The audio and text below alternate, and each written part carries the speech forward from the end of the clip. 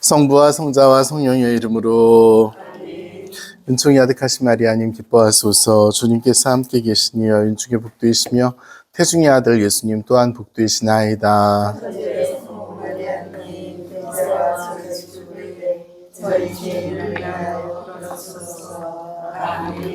성부와 성자와 성령의 이름으로. 지금 나눠드린 보시는 그 잠언 그리고 떼어드린 그거는 이 주석 성경에 있는 내용들이에요. 이 주석 성경에 있는. 그리고 그 주석 성경은 우리 카페에 가면 낙권으로 이렇게 전시가 되어 있어요. 그래서 보시면 좋을 것 같고요.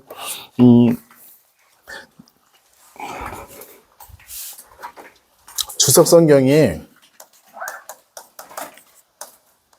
아이고.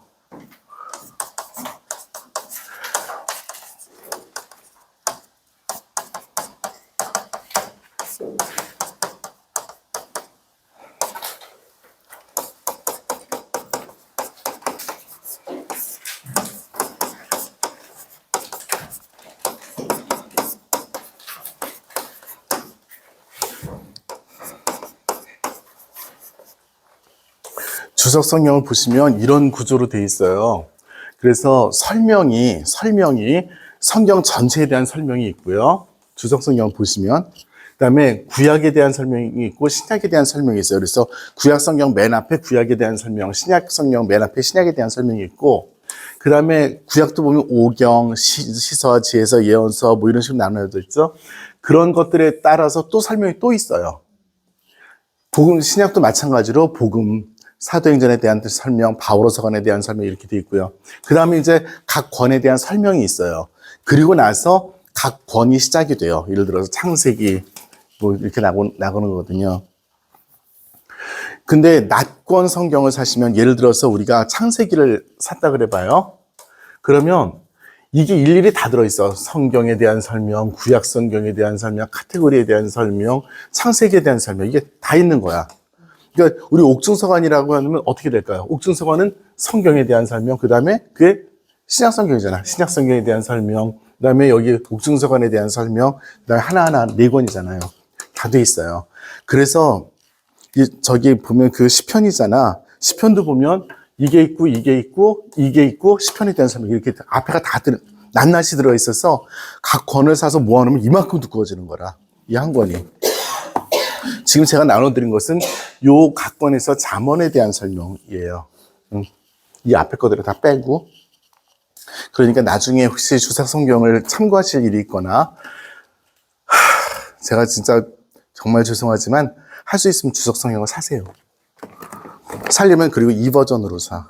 신약하고 구약하고 돼 있는 게 있는데 보기가 되게 안 좋아요. 그래서 살려면 이걸로 사세요. 그러니까 표지도 이게 제일 안 달아.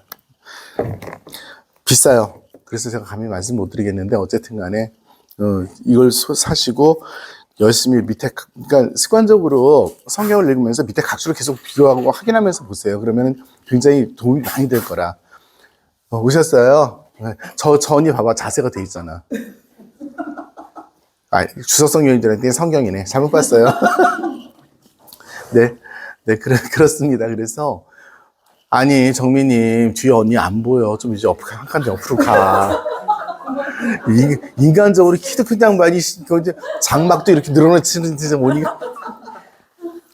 네, 그래서, 정말 비싸요. 이 부분은 너무너무 죄송한데, 그래서 사실 것 같으면 사무실 통해서 사서 여러분 약간 디스카운트가 될 거예요. 그래서, 네, 죄송하지만 하실 수 있으면 하십시오. 그러면서, 거기 계속 확인도 하고 제가 개인적으로 부탁을 드리는 거예요. 오늘은 일단 잠언부터 시작을 하겠습니다. 잠언, 코헬렛을 먼저 할 거고요. 그 다음 시간에 나머지 2개의 시서와 지혜서를 하도록 하겠습니다. 시서와 지혜서.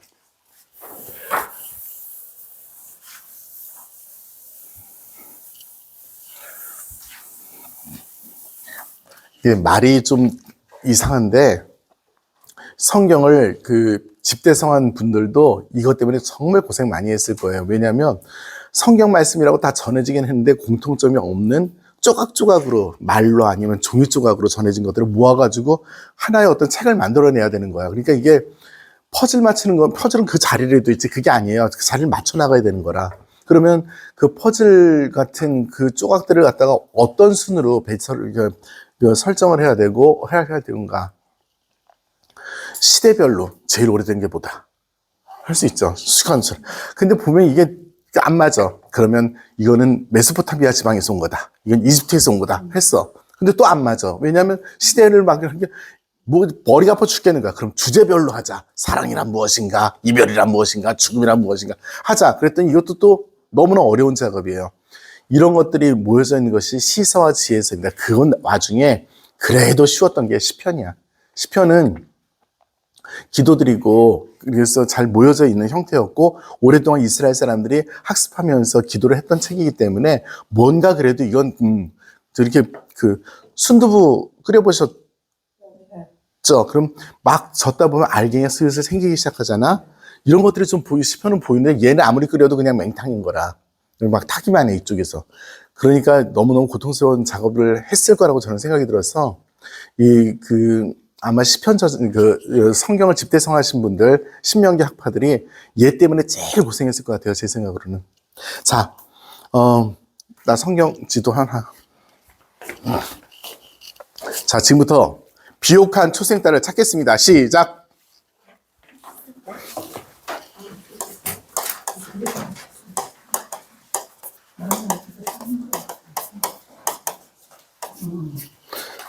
이거 모르면 딱 화낼 거야.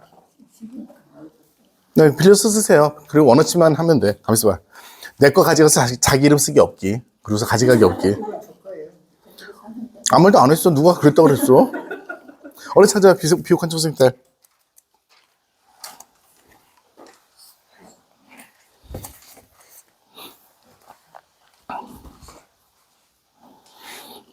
못 찾을 수가 없는데.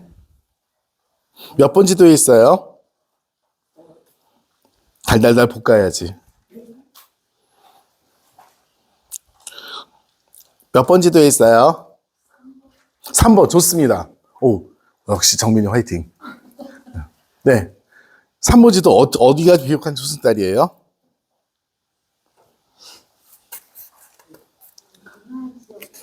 네, 가나안 지역부터. 네. 비옥한 초승달은 이집트에서부터 메소포타미아 지역을 잇는 그런 장소예요. 거기가 비옥해요. 그런데 초승달 모양으로 생겼어. 거기가 성경의 세계예요. 가장 근원적인. 자, 3번 지도 보십시오. 너무 좋습니다. 여기는 비옥한 초승달이라고 안 써있네. 아, 있잖아. 3번 지도 찾으셨어요? 네. 밑에 선조시대 동방색이 있고 점점점점 비옥한 초승달지대 나오지? 네. 찾으시오. 시작. 못 찾으면 기적이야. 점점점점점점. 그러니까 지도에서 찾으라고. 지도에서 어느 모양인가. 못 찾은 사람 자수의 광명 찾자. 못 찾았어? 와, 우리 여기 저기 비옥한 초승달이잖아. 요 점점들, 요 점점들, 요거 뭐야? 이거 위에 책이 왜 이렇게 꽂아? 옛날 책이. 옛날 책이라 예. 똑같은 거예요. 똑같은 건데. 그 표시가 없어요. 요거. 검은 점. 여기 비옥한 초승달 여기 점점, 여기 길게 점점.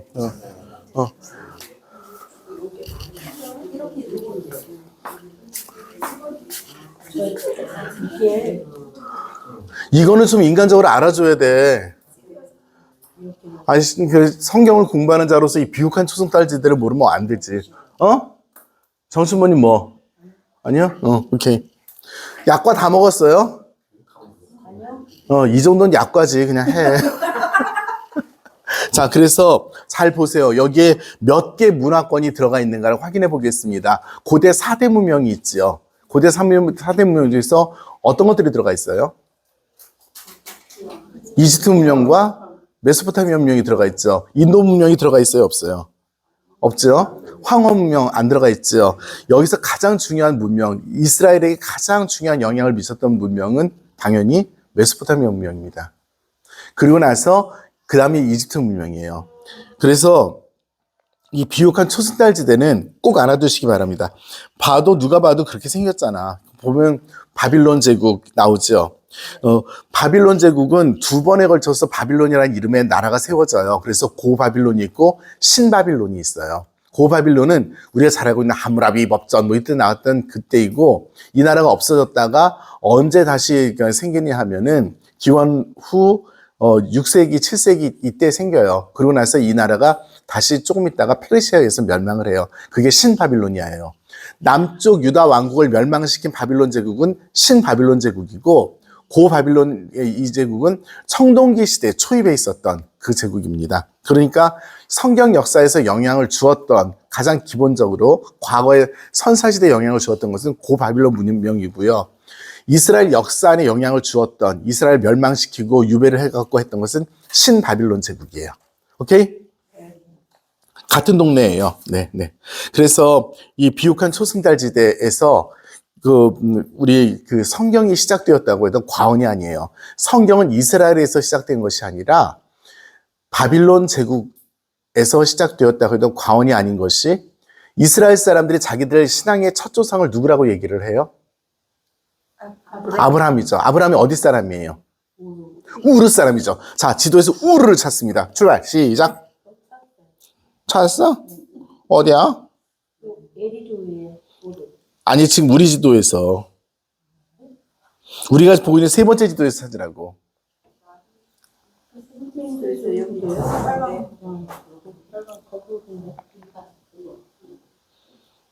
아니, 뭐라고? 페르시아만이 왜 있대, 거기에? 찾았어요? 네. 자, 아브라함과 선조들의 이동 경로라고 나오는 바로 그곳이에요. 그런데 아브라함이 살던 곳은 어디예요? 하란이죠. 하란. 하란이 어디 있는지 찾아보세요. 하란이 어디에 있어요? 고바빌론 제국 위에 있대.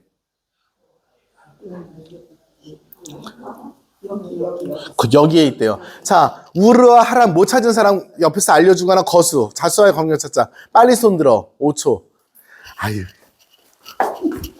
할머니는 왜 손 안 들어? 안 보여요, 시간. 아유, 여기가 우르고요. 네. 보이세요? 밑에 요거예요. 그다음에 이게 쭉 올라가서 여기가 바란이 아니라 하란이. 아니. 그건 바란이야, 바란. 하란 여기 있나? 글자 여기 있네. 그래, 그렇죠. 네. 저는 사실 죄송하지만 이 지도를 굉장히 선호하는 것이 조그맣게 짧게 잘 나와 있어요. 다양한 것이 잘 압축되어 있는데 사실 이거보다 훨씬 더 좋은 지도들 많이 있어요. 근데 그 좀 보기도 편하고, 그런데 복음용으로 하다 보니까 이러는데, 저는 젊었을 때 이게 잘 보였는데 저도 안 보이기 시작하니까 시간. 네. 우리가 노인대학은 아니지? 그러니까 저 찾을 수 있는 분들 조금만 저 옆에서 서로 도와주도록 합시다. 네. 자, 원래 우르 사람이에요. 우르 사람이에요. 그러니까 어디예요, 지금 현재는? 이 나라가 지금 이란인가 이라크인가 둘 중에 하나야. 하란은 어디예요? 튀르키예요, 현재. 그러니까 이스라엘 사람들의 원조는 어디다? 바빌론 제국 사람들이 페르시아 사람들이에요. 그 유민들이 가나안 땅을 가서 산 거야. 그러니까 이 사람들이 순수 유대인, 그러니까 이스라엘 혈통의 원조들이 아니에요. 이스라엘 땅에 누가 살고 있었어요? 가자 지구에서 열심히 폭격당하는 사람들이 살고 있었던 거라. 그죠? 이 사람들이 지금 싸움이, 그래서 내가 농담을 얘기하나 4,000년 동안 싸우고 있다고. 농담이 아니에요. 실제로 그렇게 싸우고 있었던 거라. 아브라함이 하나님의 계시를 받아서 가라. 내가 알려준다고 하겠다. 갔어. 여기 내 땅. 이미 사람들이 살고 있었던 거라. 그 전쟁이 지금까지 되고 있는 거예요. 자, 우리들의 신앙의 성조께서 그렇게 열심히 최선을 다하시고 계셨습니다. 할아버지, 그 지도 이거 하나 가져가서 선물로 드릴 테니까 하나 가져가셔. 왜냐하면 그 지도가 그 시기에 너무너무 안 보여. 그거는 집에다 가보로 잘 보관하시고 옛날에 공부하셨던 거니까 그거 보세요. 그 시기가 너무 안 보이고 약간 업그레이드 됐어요. 자, 그렇습니다. 그렇다면 제가 지금 드리고 싶은 이야기가 뭐냐면, 할머니 조용히 해봐. 저기 창세기에 창조 이야기가 나오잖아. 이게 창조 설화죠. 왜냐하면 7일간의 창조 이야기. 이거는 바빌론 전통에 있었던 마르둑이라는 신이 창조를 6일 동안 해요. 그 신을 원용을 해서 만든 건데, 마르둑이라는 신은 자기 아버지 신을 죽이고 최고의 신이 되는 사람이에요. 되는 신이에요. 거기에서부터 창조 이야기 하셨는데 그가 똑같아요. 다만 차이점이 뭐냐면 바빌론 제국의 신과는 다신교예요. 이스라엘 사람들은 그냥 유일신교로 갖다가 집어넣어서 그 야훼 하나님에 대한 신앙으로 하나로 만들었지만 바빌론 제국이라든지 이집트라든지 다 다신교예요. 그래서 불을 관장하는 신, 물을 관장하는 신, 하늘을 관장하는 신, 수많은 농업을 관장하는 신, 수많은 신들이 있고 거기에서 특별히 그 자기들의 직업과 관련된 바알이라든지, 바알은 농업의 신이에요. 그다음에 이시스라는 신이 있어요. 아주 유명한 신이에요. 이집트 신인데 이 사람은 이 신은 상업을 관장을 해요. 배를 갖다가 이렇게 순풍을 되게 무섭게 생겼어요. 여자가. 무섭게 생겼어. 네, 아니 우리 중에는 없어요. 걱정하지 마시고. 네, 그렇습니다. 그래서 이런 다신교적 전통이 있음에도 불구하고 이스라엘 사람들은 유일신이신 야훼 하나님만 믿게 된 거죠. 자, 그러면 이렇게 시작된 이스라엘과 바빌론 그리고 이집트의 역사는 이스라엘 사람들은 받는 입장이었어요. 문화적으로 훨씬 후졌기 때문에. 그러면은 바빌론 제국에서 왔던 수많은 이야기들, 이런 것들이 이스라엘의 문헌에 녹아들겠지. 그래서 이 시서와 지혜서, 고통스러운 것은 무엇이냐면 이스라엘 사람들이 읽었던 시서와 지혜서들이에요. 시서는 빼고 얘기했습니다. 지혜 문헌들이 그래요. 우리가 지금 만나고 있는. 그런데 여기에 수많은 요소들이 섞여 있는 거예요. 어떤 요소들이 섞여 있냐면 메소포타미아 요소도 섞여 있고 이집트 요소도 섞여 있고, 그런가 하면 가나안 땅에서 이 사람들이 살았잖아. 이스라엘 땅에서. 가나안에 살던 사람들의 요소도 섞여 있고. 네. 그리고 그런가 하면 얘기를 하다 까먹었다.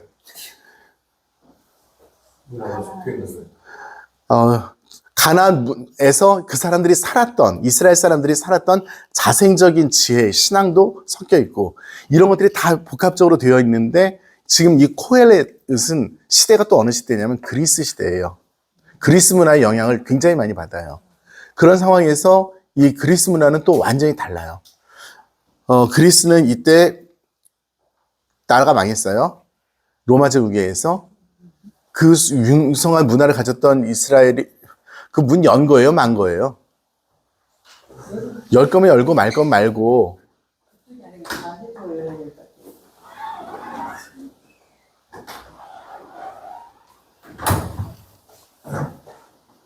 네. 그리스는 나라가 망했어요. 그리스는 사변 철학, 머리로 하는 철학이 그 다음에 뭐 많이 있죠.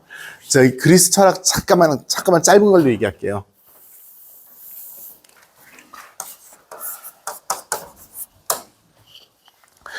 카페 이름으로 많이 쓰는 것 중에 하나가 이 아르케라는 거야. 카페 이름 중에서 아르케 가서 커피 마셔보신 분. 네, 근원이란 뜻이에요. 근원.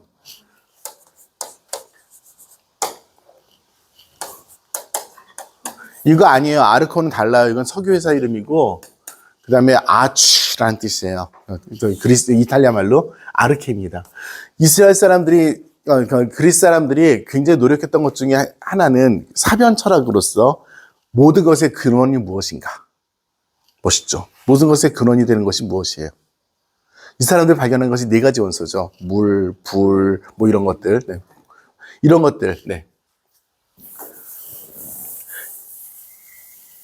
이런 어떤 철학적인 전통이 있어요. 그것이 발전되면 무엇이냐면 인생이란 무엇인가, 인간이란 누구인가, 이런 질문을 하게 되겠지. 특별히 자기들이 잘 살고 있을 때는 정치, 경제, 사회문화 이런 것에 굉장히 관심이 많았고 과학도 많이 발전했죠. 우리가 잘 알고 있는 의학이라든지 뭐 수학이라든지 다 그리스 거잖아요. 피타고라스의 정리 어느 나라 사람이에요?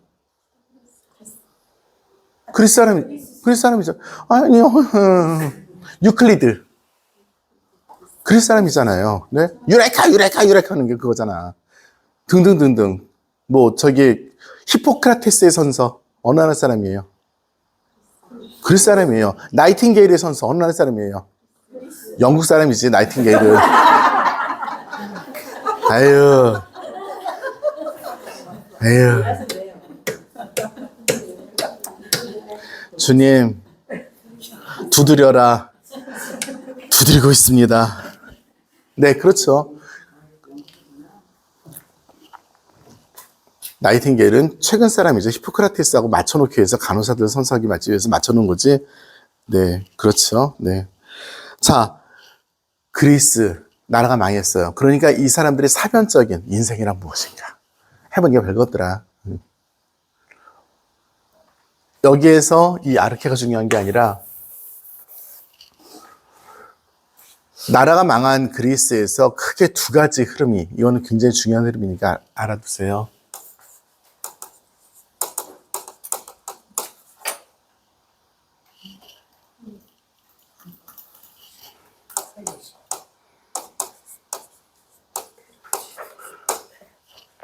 나라가 망했어요. 그렇게 강하던. 그것도 누구한테 망했냐면 로마에 망했어.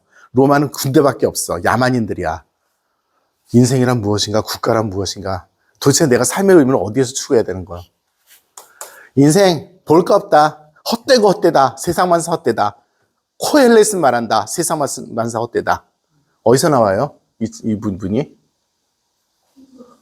코엘렛에서 나오잖아. 지금 달려주면 있잖아. 1장 1절이에요.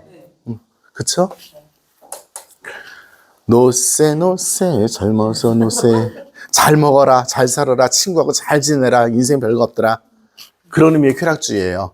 이게 감각적인 쾌락이 아니에요. 굉장히 인간으로서 가질 수 있는 지적이고 감성적인 쾌락까지 포함하는 것이에요. 낚시를 다녀라.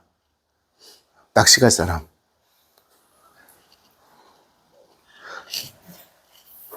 자, 중요한 건 이 부분이 굉장히 많이 우리 성경에 지혜의 문헌에 들어와요. 그래서 잠언, 코헬렛, 그다음에 또 뭐니? 뒤에 또 두 개 뭐 나오지? 몰라. 걔네들 그렇습니다. 드리고 싶은 이야기, 그 시서와 지혜서의 그 인트로덕션의 결론. 이 지금부터 하게 될 네 권의 책은 잠언, 코헬렛부터 해가지고 내가 또 뭐 한다 그랬니? 집회서하고 지혜서. 이 책들은 과거에서 내려왔던 메소포타미아 문명의 책들, 이집트의 책들, 가나안에서 그들이 살았던 지혜, 신앙의 지혜의 책들, 그리스 문화까지 다 통틀어줘서 정신없이 뒤섞여서 이 신명기 학파가 자기들의 그 어떤 생각에 의해서 정리해놓은 그런 것들이에요. 그래서 장과 장, 행과 행 사이에 연결성이 꼭 있지는 않아요. 오케이? 그래서 1장에는 이제 나오고 이어서 2장이 뭐가 나온다 이런 것들이 없을 수도 충분히 있는 책들이에요. 그러니까 읽기가 쉽다 어렵다? 어렵죠. 그 뜻을 다 알긴. 그런가 하면 읽기가 쉽다 어렵다? 엄청 쉬워요. 아무 줄이나 저기 발췌해가지고 좋다! 이렇게 할 수가 있거든. 그러니까 홀딱홀딱 정신 못 차리고 읽으면 어떻게 된다? 네, 혼자 잘나게 되죠. 성경 말씀에 이게 있어! 그 바로 뒤에 딴 얘기 하거든. 그래서 조심해서 읽어야 되는 책입니다. 함부로 얘기하면 안 돼요. 그래서 지혜서의 말씀에 이렇게 있는데 그 뒷장 봐봐. 그거랑 완전히 반대되는 얘기 있어. 왜냐면 인생에 대해서 이것저것 안 얘기하는 게 없어요. 정신이 없어. 자, 그래서 우리는 잠언부터 하도록 하겠습니다. 잠언이 왜 잠언일까요? 읽으면 잠이 오는 말씀. 그래서 잠언. 이건 아니고요. 잠언이란 말은 잠잠하게 가르치는 속담과 같은 그런 이야기라는 뜻입니다. 자, 그 프린트물 보셔요. 프린트물은 한 줄로 쭉 돼 있지만 제 책은 이렇게 두 칸으로 나눠져 있습니다. 그래서 저는 제 뜻대로 아무데나 막 읽을 테니까 알아서 쫓아오십시오. 우리 할아버지 할머니들 위해서 글씨도 큼지막하게 프린트를 해놨으니까 네, 대충 보시고 제가 특별히 이면지에다 복사를 하라고 했습니다. 무슨 뜻일까요? 읽고 나서 갖다 버리라는 뜻입니다. 보관하지 마세요. 뒤에 보면 성경 비밀, 우리 성당 비밀도 있을 수 있어. 문서에 뭐가 있는지도 몰라. 읽고 잊어버리십시오. 혹은 읽고 꼭 이 문서는 그냥 갖다 버리시기 부탁드립니다. 오늘만 즐기세요. 자, 몇 가지 보겠습니다. 우리말의 인문입니다. 우리말에서 가르쳐서 훈계하는 말, 사람이 살아가는데 도움이 되는 경계의 말, 이것이 잠언이고 히브리 말로는 마샬이라고 합니다. 그 다음 줄, 첫째는 어떤 생각이나 표상을 다른 생각이나 표상으로 대입시키는 비교입니다. 비교, 뭐냐면, 자,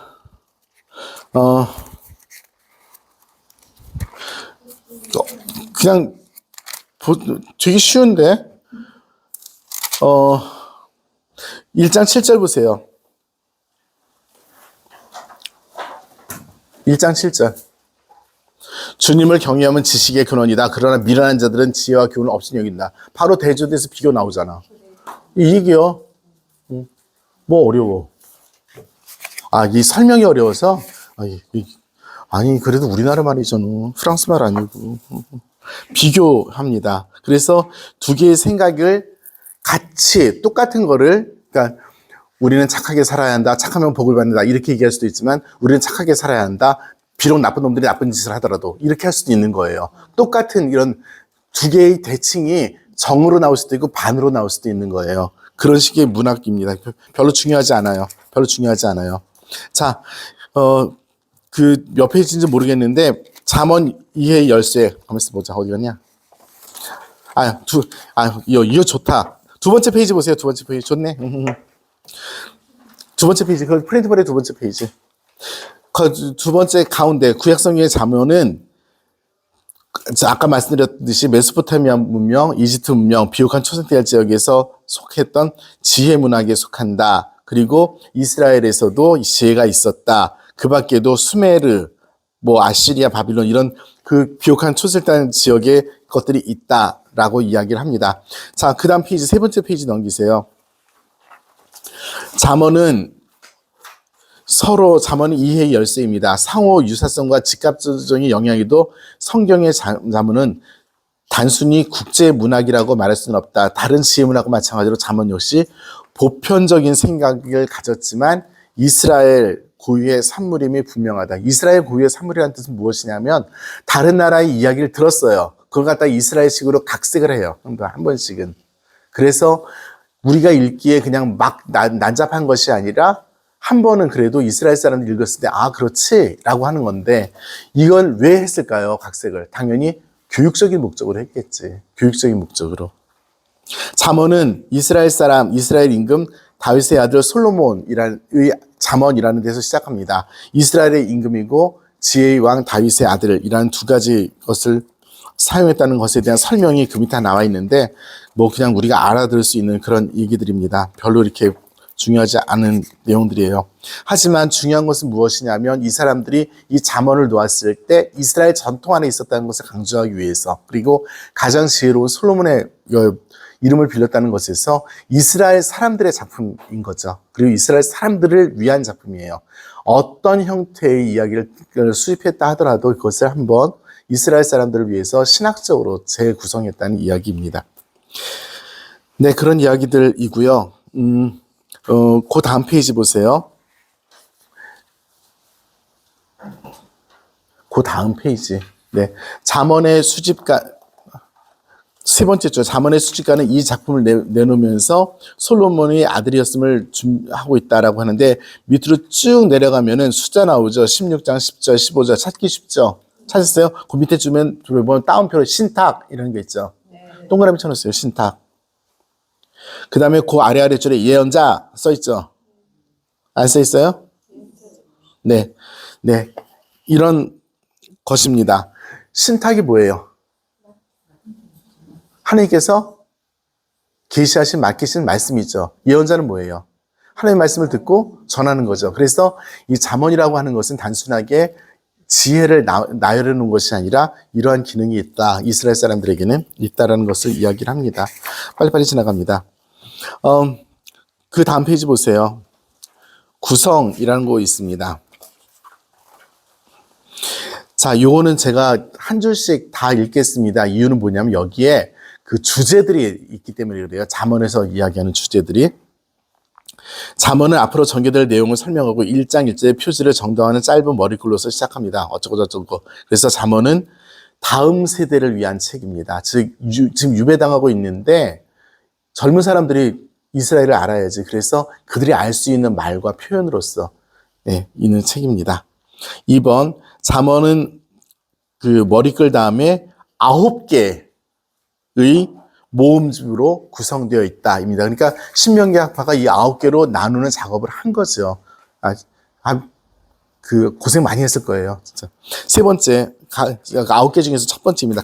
1장 8절부터 9장 18절은 나쁜 친구와 낯선 여자를 삼가라는 아버지 또는 스승의 훈계가 나옵니다. 그리고 세 번째 줄에 의인화된 지, 이건 되게 중요해요. 의인화가 영어로 뭐예요?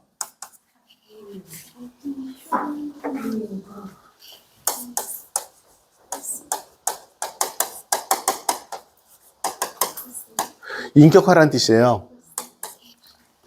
자, 하느님과 우리 사이에 소통이 가능해요? 기도는 소통 아니야? 기도는 소통 아니고 개통이야? 말통이야? 닭통이야? 아니, 여보십시오들, 여태까지 기도 헛했나 봐. 다시 질문하겠습니다. 하느님과 우리 사이에 소통이 가능해요? 네. 하느님은 순수 영체이십니다. 우리는 육신을 가지고 있는 썩어 없어질 그런 유한한 존재입니다. 무한하신 순수 영체이신 단순하신 하느님과 사람 사이에 소통이 가능해요? 아니, 성당 왜 다녀? 어렵죠? 자, 그래서 그리스 사람들이 생각한 것이 있어요. 하느님입니다. 하느님.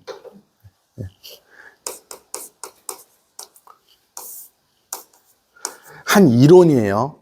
하느님과 사람 사이에 소통이 가능하게 하려면 어떻게 해야 되는가? 직접 가능한가? 직접 가능해요? 우리는 쉽게 그렇게 대답할 수 있는데 그리스 사람들은 그렇게 못했어요. 그래서 중간에 매체들이 있었어요. 여기다 전달하고. 하느님과 직접적으로 마지막으로 만날 수 있는 인간의 최고의, 그리고 어떻게 보면 그것이 무엇일까? 마지막 소통을 위한 마지막 단계, 마지막 중개자라고 이야기합시다. 마지막 중개자는 누구일까? 무엇일까? 거기 써있구만. 거기 써있잖아. 지혜예요, 지혜. 여러분들의 딸과 소녀들입니다.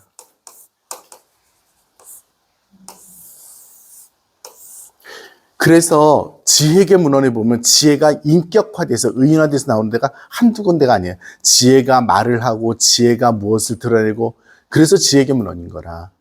이 네 권의 책은 지혜계 문헌이에요.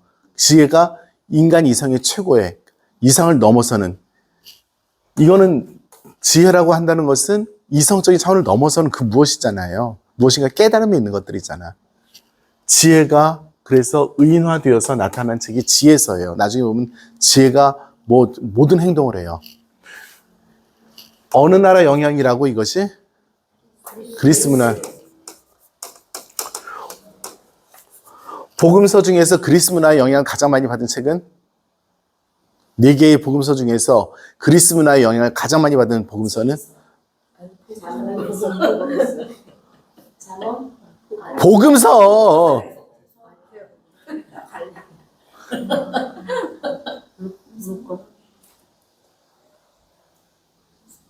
뭐예요? 찍지 말고 확실하게 뭐예요?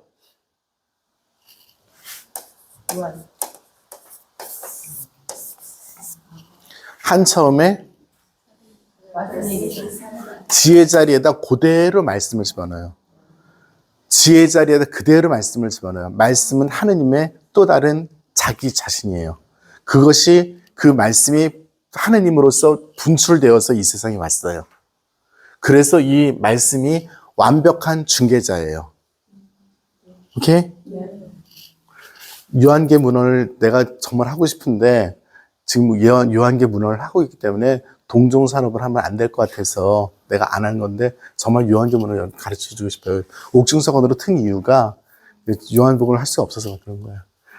지혜와 구약의 지혜계 문헌의 지혜와 신약의 요한복음서의 말씀은 같은 맥락에서 이야기를 할 수 있어요. 둘 다 굉장히 깊은 연관성을 가지고 있어요.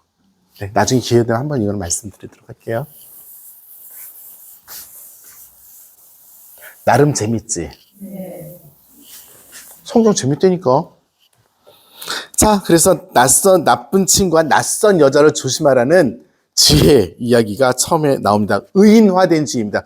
의인화, 빡빡빡, 줄줄줄, 빡빡빡, 줄줄줄, 의인화. 나번, 거기는 종교적인 색채가 강한 거래요. 다번, 현인들의 잠언을 묶어놨대. 그 다음에 라번, 현인들의 잠언집 두 번째 거래. 마번, 127개의 잠언을 묶은 거래. 너무 좋죠? 잘 나가지 아주. 읽어봐야 맛을 알지. 바번, 그거래. 4번, 이거 재밌어. 수잠언. 이 수잠언은 지금부터 확인하겠습니다. 30장 15절 보세요.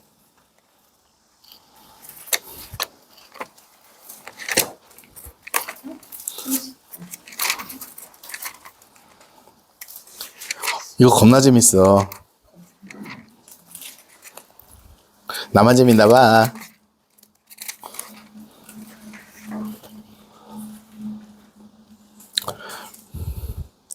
어디 갔냐? 거머리에게는 딸이 둘 있는데 더 주세요 하고 보챈다. 수에 대해서는 인문 2의 2 참고하래. 인문 2의 2를 참고하겠습니다. 어디 갔냐? 응? 응. 어디 갔어?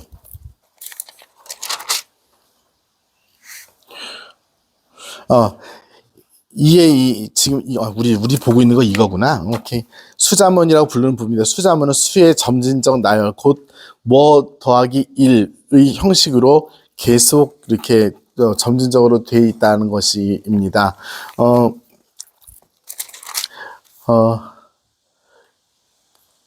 저기 18절 보세요. 나에게 너무 이상한 것이 셋, 내가 이해하지 못하는 것이 넷이 있으니. 이게 셋, 넷 이렇게 하나씩 올라가죠? 네. 하늘 날아다니는 독수리 얘기를 어쩌고 하는 얘기입니다. 네. 그 밑에 부분을 읽기가 민명해서 지나갔습니다. 네. 29절. 발걸음이 당당한 것이 셋, 당당히 걸어다니는 것이 넷 있으니 짐승 가운데 용사로서 어떤 것에도 물러서지 않는 사자, 의젓한 수탉과 수지엄소, 그리고 자기 백성 앞에 선 임금이다. 그래서 임금을 강조하는 거겠죠. 네. 이런 식으로 해서 맨 마지막이 결론이야. 네. 수자문입니다. 말장난. 그 다음에 자 31장은 훌륭한 아내에 대한 것입니다. 네, 대충 이런 것들이라고 보고요. 그러면 여기서 잠언은 도대체 누가 썼고 어떤 집단이 썼는가입니다. 잠언을 주제로 해서 여기에서 이야기하는 가장 중요한 사람이 어떤 사람이냐. 그 다음 페이지 보세요. 그 다음 페이지. 그렇다면이라고 생각되는 게 저기 쓰여 있는 것이 6번째 줄에 있는 거. 찾으셨어요? 지혜로운 사람이란 어떤 사람이냐? 성경 전체를 통해서 볼 때 지혜로운 사람은 예술과 기술 등 삶의 다양한 영역에서 출중하게 활동하는 사람이라는 것을 알 수 있습니다. 뱃사람, 조각가, 가구제종이 어쩌고저쩌고입니다. 특히 임금의 서기 보좌관, 고문 등 정치 전문가들은 지혜로운 사람 현인이라고 합니다. 예레미야 예언서는 사지의 예언자와 함께 현인을 3가지 요소로 지혜로운 사람이라고 보는 거예요. 그러니까 결정적으로 이게 무슨 뜻이냐 하면 이 책을 저술한 사람들이 바로 이 현인 지혜로운 사람들이에요. 이 사람들이 이 책을 모았고 자신의 눈으로서 이것을 갖다가 사람들에게 전달해 준 사람들입니다. 이 사람들은 그 다음 페이지 보시면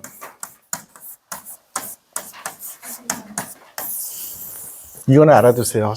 글을 쓰는 사람들, 왕정에 있건 개인집에 있건 어떤 단체에 있건 공동체에 있건 글을 쓰는 사람들을 서기관이라는 통칭으로 부릅니다. 이 사람들이 이 잠언에 그 영향을 끼친 사람들이에요. 이 사람들이 글을 통해서 모았고 글을 통해서 조직을 했고 글을 통해서 사람들에게 메시지로 전해주는 그런 사람들입니다. 이 사람들이 바로 이 그 수많은 그것들을 모아서 이렇게 우리들에게 알려주는 것이고요. 이 사람들을 통해서 이스라엘이 그런 역사의 부침 속에서 만났던 수많은 그 가르침들을 우리에게 전달해 줄 수 있었던 거고요. 자, 그래서 이 사람들이 정말 중요하니까 이 사람들은 한번 우리가 기억을 하면 좋겠습니다. 저는 이 사람들이 거의 신명기 학파 사람들이 아닐까라고 저 혼자 추정을 해요. 아마 맞을 거라고 저 혼자 생각을 하는데 또 다른 이론들이 너무 많이 있으니까 함부로 얘기할 수는 없는 거라고 생각을 합니다. 네. 그러면 이제 정말 중요한 것이 어떤 메시지를 이 사람들이 우리들에게 전해주는가입니다. 지혜가 무엇인가? 잠언에서 말하는 지혜, 하느님을 따라 살아갈 수 있는 지혜가 무엇인가? 그것은 하느님을 경외함입니다.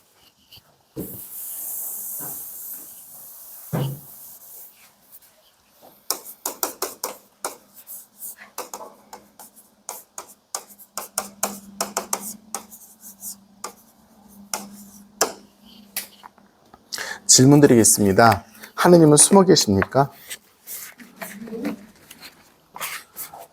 이스라엘 사람들에게도요? 이스라엘 사람들에게도 하느님은 숨어 계십니까? 숨어 계셔요. 숨어 계셔요. 이스라엘 사람들에게도 계시하는 이미지지만 일반 사람들에게는 전부 다 이렇게 드러나 보이시는 그런 하나님은 아니세요. 만날 수 있는 사람은 일부 사람들밖에 없어요.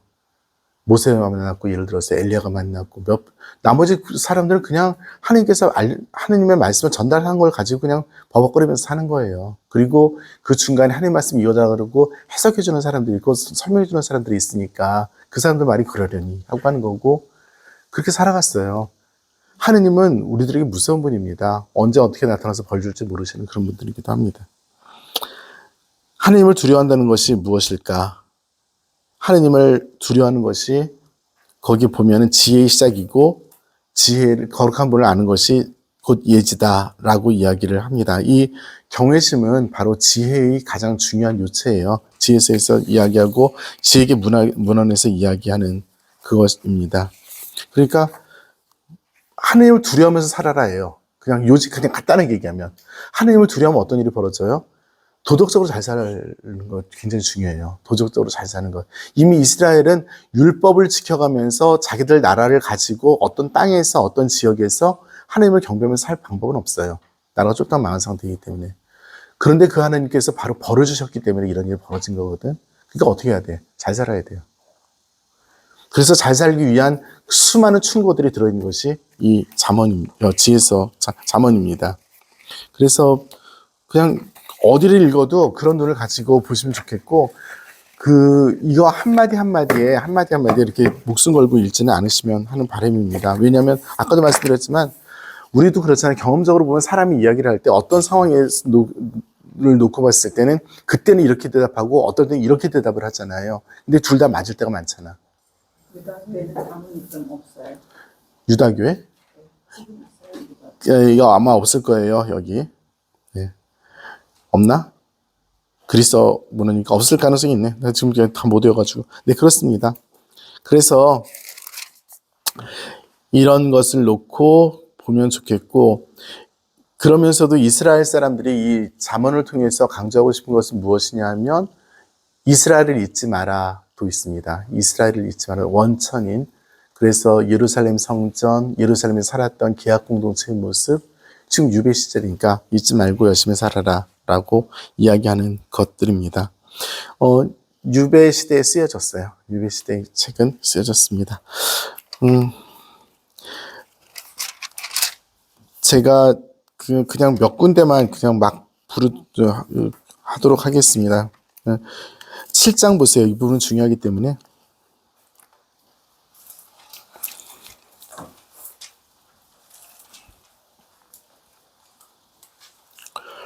내 아들아 내 말을 지키고 내 계명을 마음에 간직하여라로 시작이 됩니다.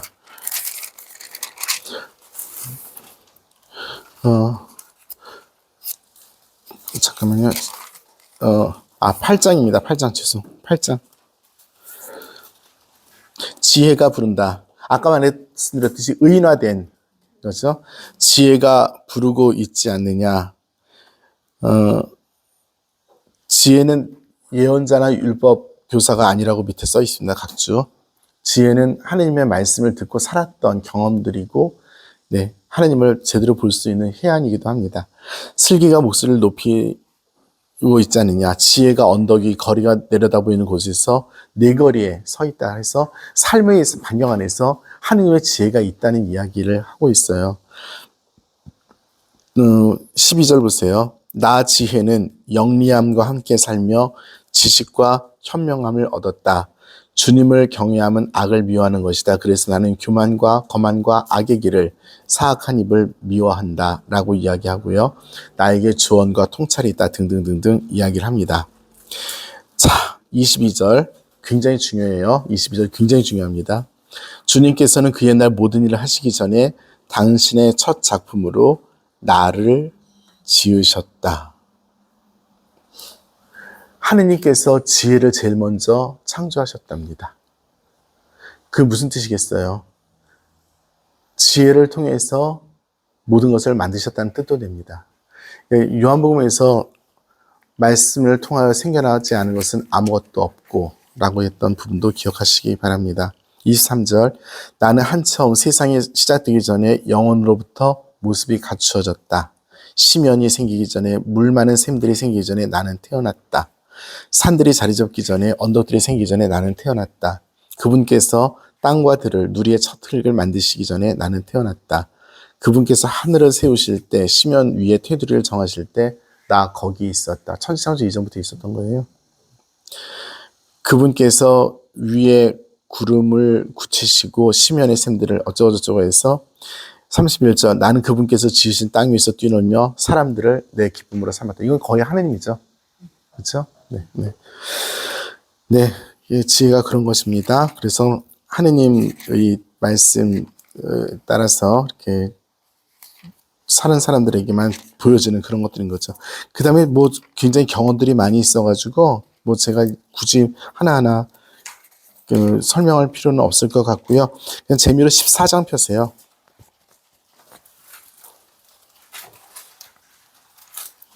지혜로운 여자는 집을 짓고 미련한 여자는 제 손으로 집을 허문다.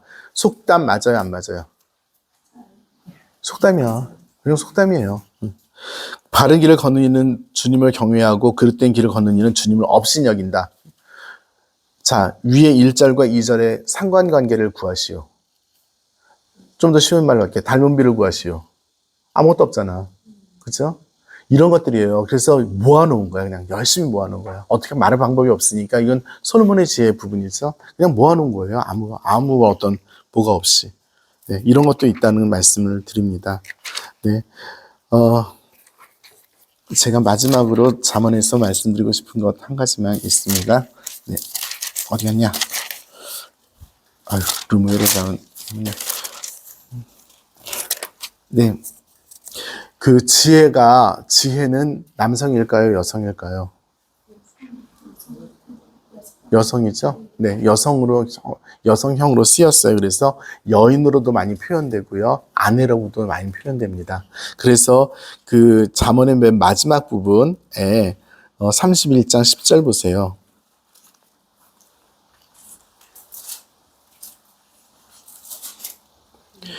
훌륭한 아내라고 이야기를 하죠. 당연히 여기는 그냥 아내에 대한 이야기예요. 그런데 굳이 여성으로서 끝냈던 이유가 무엇일까? 앞에 보면은 지혜라는 여인에 대한 찬민가가 8장 정도에 8장, 9장 정도에 나와요. 그리고 나서 맨 마지막도 여인에 대한 이야기로 끝을 맺어요. 왜 그럴까요? 네, 그런 거예요. 지혜의 여성성을 이야기하는 부분이 살짝 있습니다. 이걸 너무 강조하면 안 됩니다. 하지만 사실 남자하고 여자하고 비교하면 여자가 훨씬 더 지혜로울 때가 많잖아. 남자가 그냥 직진 앞으로 하다 보면 여기가 어디요? 이러는데 여자들은 안 그렇잖아요. 그래서 여성화해서 이야기를 많이 한다는 거 그냥 말씀을 드리고요. 자,